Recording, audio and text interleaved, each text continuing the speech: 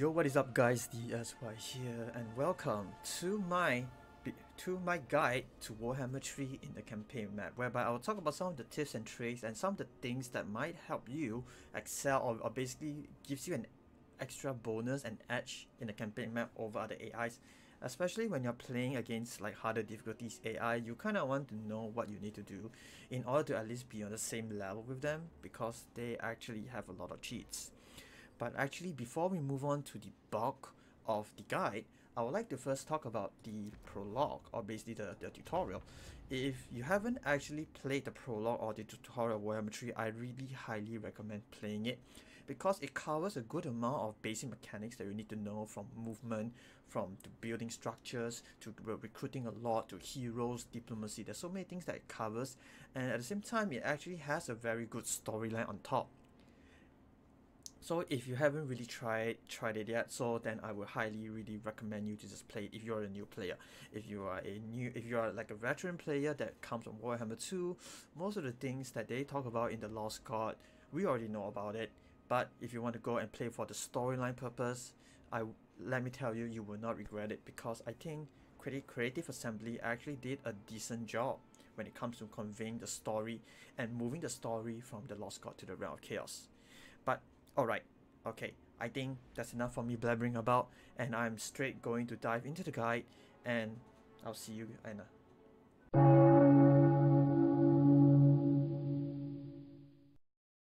Alright guys, so basically the first thing I would like to share when it comes to the campaign map is that whenever we start a campaign, we will always have a settlement from major settlements like the ancient city of Quintex. That's our major settlement, and we will be presented with other minor settlements over here.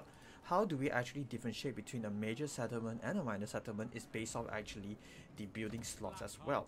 Like the ancient city of Quintex actually has a total of 8 building slots, while the Petrified Forest, the Grey Rock Point, and even Siladra Tor only has a total of 3 extra building slots, or 4 in total. So when we actually start a campaign, we'll be presented with numerous building options, infrastructures to actually construct. But when we are just starting out, I will highly recommend us to actually build those that are meant for economic purposes. So let's say, for example, over here, I will highly recommend either going for the income or for the growth. That way you can actually start to grow your economy and then start to grow up your city to become even better. Yes, I understand. The military infrastructure does look appealing. They give you after building it, you will get the access to actually recruit these units. But the thing is, if you don't have the money to pay for the upkeep, there's no point in actually building this in building that first. So usually we'll always highly recommend to build either the income or the growth. Let's say if you just started out fresh, this is your first turn, I would recommend go with growth, because whenever we start a new campaign, we will always have a background income. So that background income is a standalone income, and it doesn't take into consideration the income that you have in your city. So like the building incomes, you can see 8,297, they are all based off the income that I have built, all the income from the buildings over here. So in layman terms, focus on the economical buildings, money, growth, then only then you start moving on to other important buildings like the military buildings, the landmarks, so on and so forth.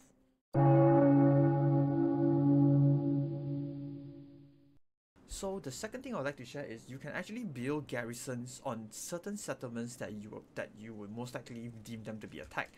So garrison basically implies this defensive building over here. They are only accessible in tier 2, but it's alright. What they provide you an extra garrison. Like over here, if I were to build the watchtower, it will give me an extra garrison of 2 more Bleak Swords, 2 more Dark Shards, and 1 more Dark Rider.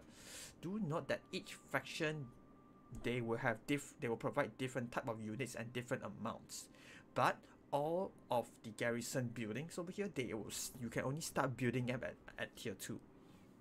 So this is quite important, especially when you're trying to protect on certain important structures or certain important settlements. Like for example, you have a port over here.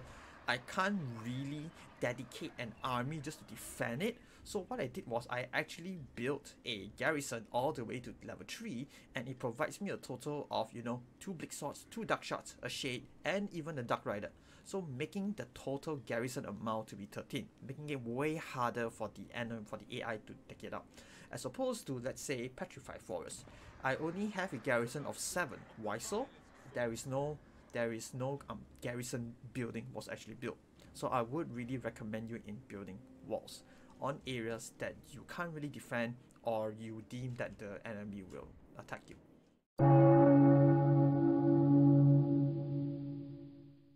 Alright guys, guide number 3. When it comes to talking about capturing which settlement or how do you actually look into the settlement, one of the things I would like to share is each settlement has unique building chain lines. So let's take for example, you can see Siladrator over here actually has a unique building line whereby it can provide me wine. If I were to dive deep into the building browser, you can see that it actually has a resource building that I can build. Upon building it, it will give me wine. So wine is a tradable goods, and the more wine I have, the more people will want to make deals with me. So this is only limited only to Siladrator. Of course, not all unique building line gives you tradable resource. Some gives you faction-wide bonus, some give you more income. Let's just take Hexwater for example. It gives me gold. So if I were to go to the building browser, you can actually see it actually provides me gold. Instead, it provides me a flat increase of income from 300 to 450 to 600. At the same time, you realize there is something called strategic location. If you actually hover your mouse over, you can see this location is of special importance. That means this may provide a unique building chain. So Hexwater's unique building line over here, you can see over here is actually a landmark. At tier 5, I can actually build the stellar pyramids of the southern sky. What does it do? It gives me faction-wide bonuses from Lord Recruit Rank +1, an extra 12% research rate, and Winds of Magic Power Reserve change +10% when they're increasing for all of my armies.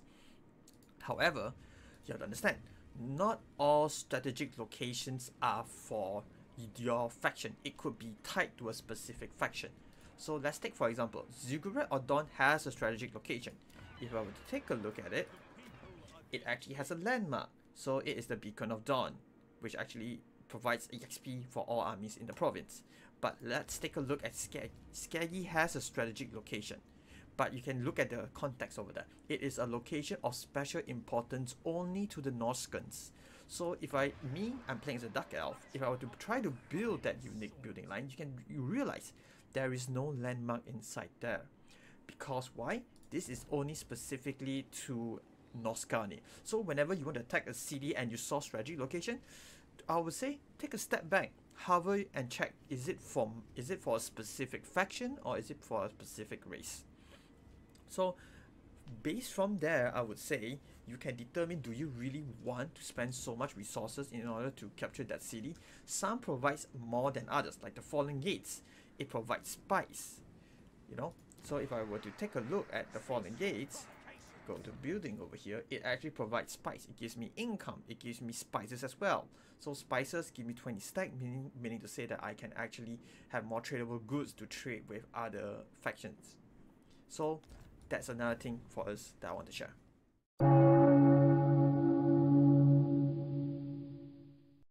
Alright guys, another tip I want to talk about control. So control in layman terms, it is known as public order. A control is not tied to a specific city, but it is actually tied to the whole region itself. So let's say Titan Peaks has 4 settlements, and these 4 settlements have the shared same control. So control in Warhammer 3 is totally different with Warhammer 2. If you are new to the game, control is equals to public order.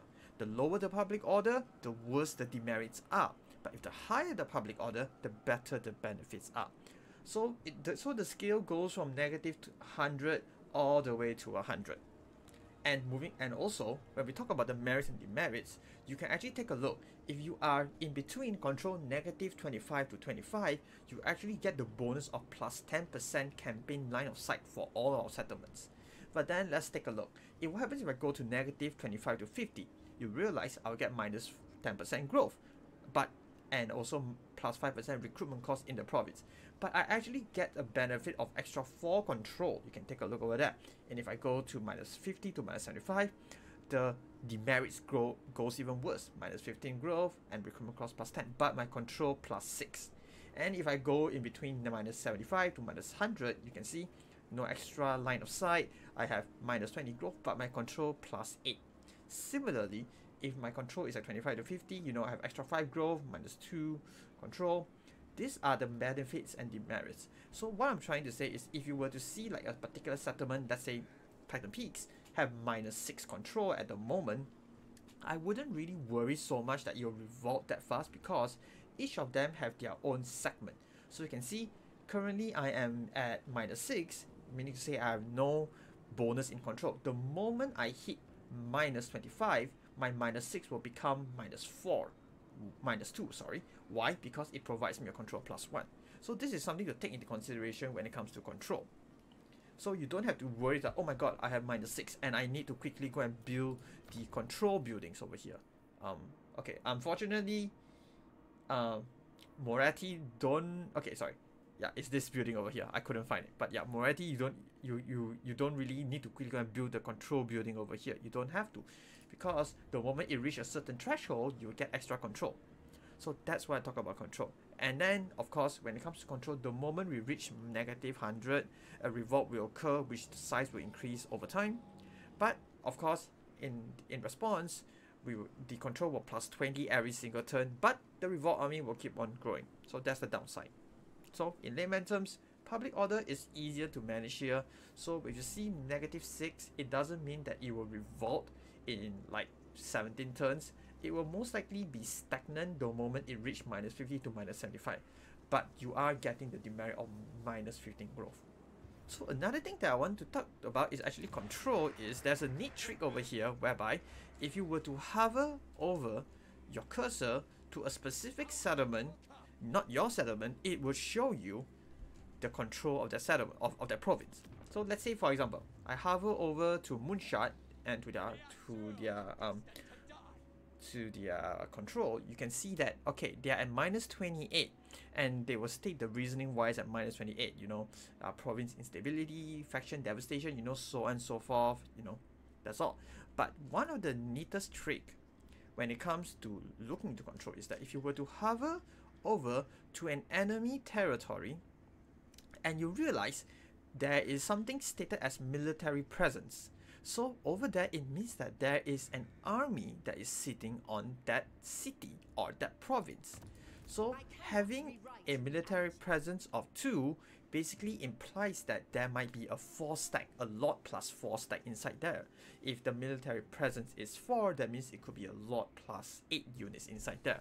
So let's just try to find another example. Let's say over here at Torsehai, you know, it has 2 cities over here. If I were to hover over, you realize it has a military presence of plus 15, aiding the military control. So this is telling me that, okay, there might be a full 20 stack over here. So that's why you can click on that. They have 19 stack. This is especially important when when the fog of war is like blocking us. It's like blocking us information. So let's say if I go to the Plain of Dogs over here, there is no army at the Plain of Dogs, or how about the Ice Rock Gorge over here? Let's take a look. There is no army as well. Hack Hall, because Hack Hall is a separate province. If I hover over, you realize I'm starting to see there is a military presence of 20. This is telling me there is a 20 stack sitting at Hack Hall, or at least the province of Hack Hall. So from there, I can actually plan my attack. This is a neat trick that I learned, and it will be extremely beneficial for you, especially when the fog of war is blocking, that you're not sure, is there any army sitting there, yes or no, you know?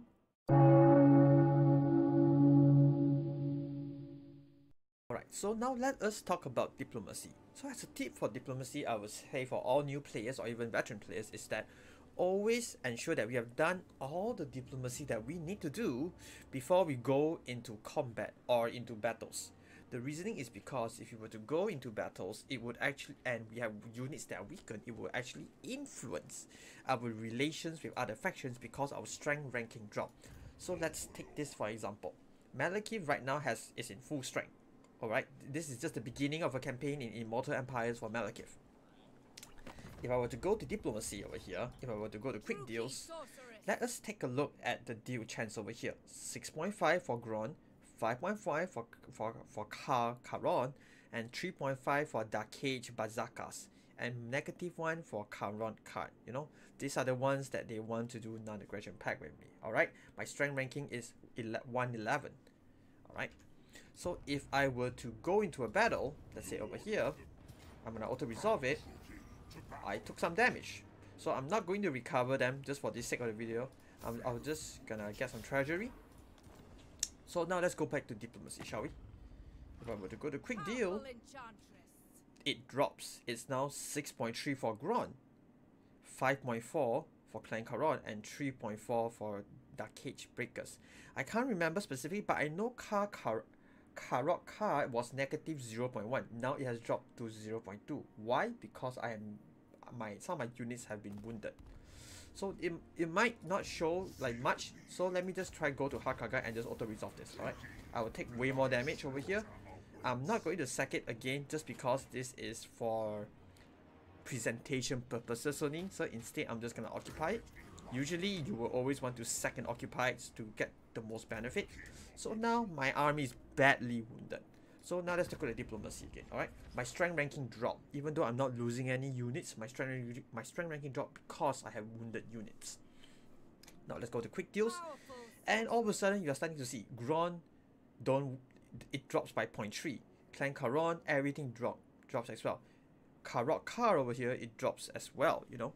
So that's why before we actually go into any battle, I would actually suggest and highly recommend us to perform any diplomacy, because it would actually influence our strength ranking, and if our strength ranking has been influenced, people might not want to do deal with us. Certain deals that we can reap more benefit, we might not reap as much benefits as those, and certain deals might be hard to achieve, might be harder now because we are weaker. So another thing that I would like to talk about strength ranking is just a vague one, is strength ranking actually influence how other factions sees us. So if our strength ranking actually falls below a certain threshold, every single faction will deem that you are a weakling, and they will always declare war at you. Similarly, if you are way too strong, all factions will view you as a threat. How do you identify that you're a threat? You can actually just go and hover into the triangle over here, and if you hover over, you can see that it's green, meaning I'm safe. No one is seeing me as a threat. But if I gotten way too strong, like in this campaign which I'm showing now. Alright guys, as you can see, this is a different Malekith campaign now, and if you were to look into my diplomacy, you will start to see people now is red color over here. They are actually viewing me as a major threat, meaning to say that people will want to wage war at me because I am a threat to them. So when it comes to strength ranking, you kind of need to find a good balance between not being too strong and not being too weak, because ultimately if you're at either one of the spectrum, they will wage war at you because they deem you as a threat, or they deem you as too weak, and they will just bully the heck out of you. The AI at least will bully the heck out of you.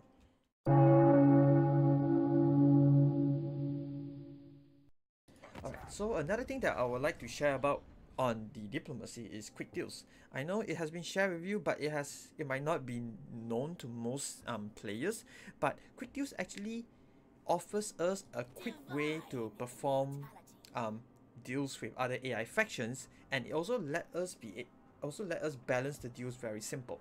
So let's just say, for example, if I want to get a deal with the subtle torture, I were to just click on the quick deal, and let's say, for example, I'm trying to look for any non-aggression pact that I might potentially get. It is based off over here. You can see the value. The lower the value, the harder it is the likeliness of them accepting our deals. So trade agreements, you can see they have different values based off their different needs. Even though the same faction is -0.3 for non-aggression, trade, they might not like it more. So to initiate, just click on the initiate diplomacy, and the neatest feature is you can actually balance offer, and you can see how much money you should pay to them to get the non-aggression pact. one of the major tips that I would like to share with you when it comes to balancing offer is, let's say for example, you really want to get a deal with a subtle torture, alright? So what you do is you initiate. What you can do is you can click on join war against. We can tell the scene dancer or the subtle torture that I will join war against the let's say winter tooth as well. No, let's say the winter tooth. Alright. So you can see. Alright, sorry. This is my demand. My bad. Join war against. So I will offer that I will join war against the Crimson Skull, let's say. And by click on it, you can see, alright, I offer not only another aggression with you, I will just join against this faction, and all of a sudden, they want a trade agreement. So I can click on the trade agreement, and to balance out this entire offer, just click on the balance offer, and they would pay me a sum, and I can reap the benefit from them. Of course, remember, don't always use this join war means as a way to actually get treaties. You should only use this if that faction is extremely far from you. Alright? Only then you do it. Don't go and wage war against all the whole world just to get like certain alliances. That's what I would say.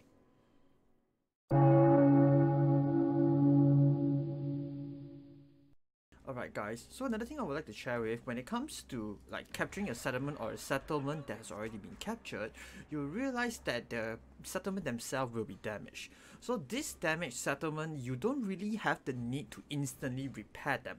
The reasoning is because the settlement actually provides prorated effects. Like right now, these settlements, they are damaged, but they still provide the benefit of 50 income, 5 growth, you know, gives me corruption, and even these buildings as well, it still provides me 100 income.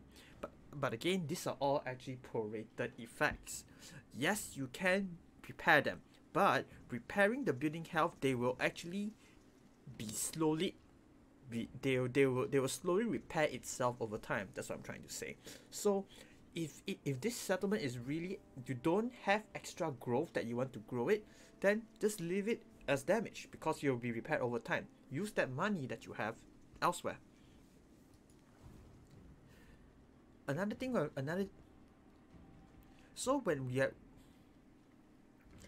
I want to talk about when it comes to capturing a settlement, or you have already captured a settlement, is that once a settlement has been captured, or a particular province has been captured, my advice for new players or maybe veteran players is to not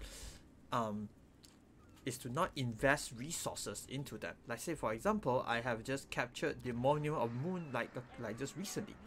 So you realize that I didn't really take any, I didn't prepare it, or even the Fallen Gates over here is whereby I just recently captured it back, and you can see that, okay, the Fallen Gates, it's damaged.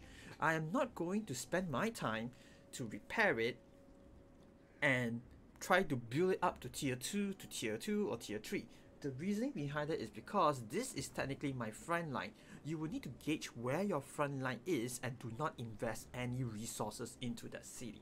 Because if they were to attack it and they win, they will sack it, and you will lose your entire progress, and they'll go down from tier 2 to tier 1.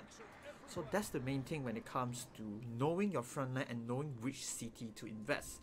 Let's say for example, you just started out and let's say for example Hexawaldo, you know, you just conquer it. I would say do not invest in it. Yes, it might provide you gold.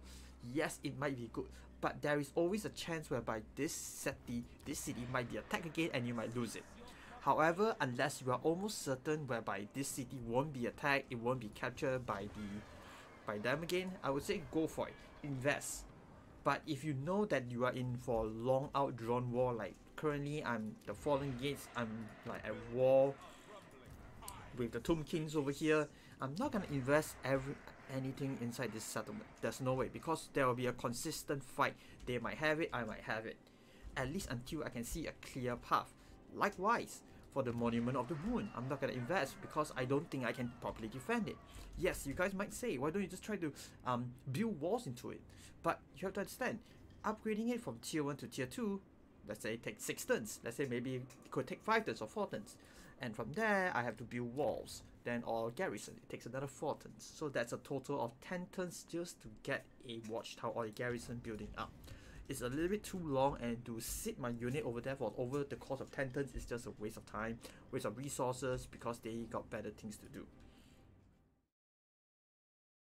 Alright guys, with all that being said and done, thank you so much guys for watching. You know, I do hope you guys do learn a thing or two from this, and I'm not really sure what to call this as. Is it a guide? Is it a sharing? Is it a tips and tricks? It's like all over the place, but it's just me blabbering on my thoughts and what I think that is quite important in the campaign maps, and I'm just sharing with you guys so that you guys can have a better campaign, have a better chance of playing harder difficulties, and at least winning fights, winning in the campaign map side of things at the very least, you know. But you know what guys, if you do like the video, please leave a thumbs up, and in the comments list down some of your tips and tricks that I failed to share, because this game is so in-depth that I can't share everything, and I might miss out something that you guys are using, and maybe I'm using as well, just that I just forgotten to put it, or maybe it's something entirely new that you guys found out yourself. Share it with the community so that we all can enjoy this game. Alright? At the end of the day, this is a game that we want to play and enjoy. Yes, there is always a learning curve, but I would say it is playing and learning the game, and then overcoming what the game has, the adversity in the game makes it more fun. You know, it's the path. Is that right? I have blabbered more than enough. Thank you so much guys for watching again. If you guys do like this video, please leave a thumbs up, and I'll see you guys in the next video that I have in store. Have a great day. Peace.